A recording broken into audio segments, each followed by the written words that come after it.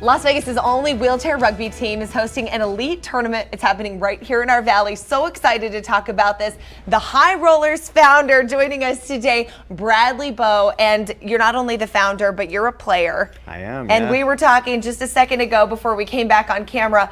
And I was embarrassed to admit that I don't know a lot about rugby. At first I asked if it was on a field. So now we're learning it's on a court. It's pretty tough to push on a field, we discovered. I would imagine. So talk to me about what, for people who are kind of still learning about rugby as a sport, what can they expect? What does it look like? So despite the name, it really doesn't resemble rugby a whole lot. It's more of a hockey, basketball, soccer kind of mix. It was actually invented up in Canada by a bunch of hockey players. That's tough though. I mean, those are three incredibly difficult sports. Yeah, and we play with a volleyball instead of a rugby ball. It's kind of hard to lateral a rugby ball out of your lap, we've discovered. So we play on a basketball court. The only thing that really resembles rugby is when we score, we call it a try, and it's kind of a touchdown sort of thing instead of shooting it through a hoop. Okay. Are the rules similar for folks who do know rugby as far as scoring goes? No, you don't have to lateral it or anything. Okay. You can, toss it forward and all that. And it's more of if you see it, it's more of a demolition derby kind of thing. Oh, cool. Arm power demolition derby. It's full contact between wheelchairs. But between the players, it's kind of like basketball. You can't just smack the guy. You have to. Oh, you can't. Has to be all you ball. Want to, but you can't. But you can't. Yeah.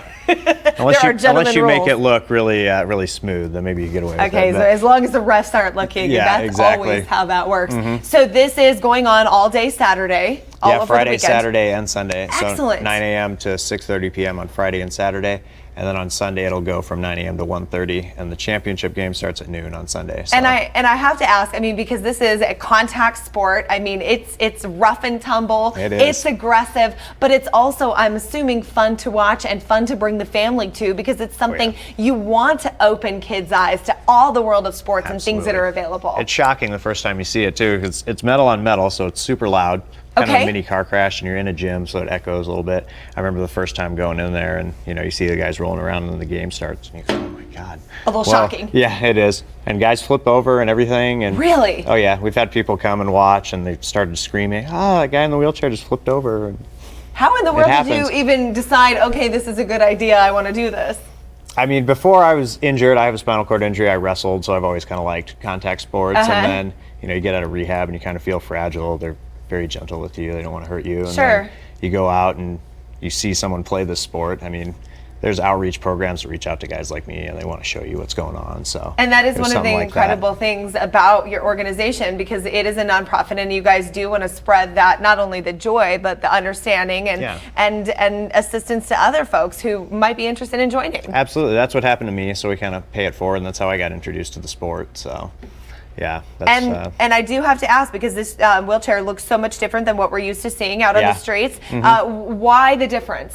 Oh, well, there's two different ones here. I don't know if you can see. The front of mine has this little bar on the front we call a picker. I don't know if you can see where it fits in right there. That's kind of what I want to do. That's my job. Okay. I play defense, so I want to hook the chair right here and hold them there. And this is an offensive chair, so it's got a shorter front because they kind of want to be able to maneuver around me and deflect me off. That makes perfect sense. Okay. And if I get a good enough pick and they're going fast enough, I can put them on their face on the court. So that's always a fun feeling. He is not messing around, folks. What a great thing to see, though. And the interaction between players, dangerous.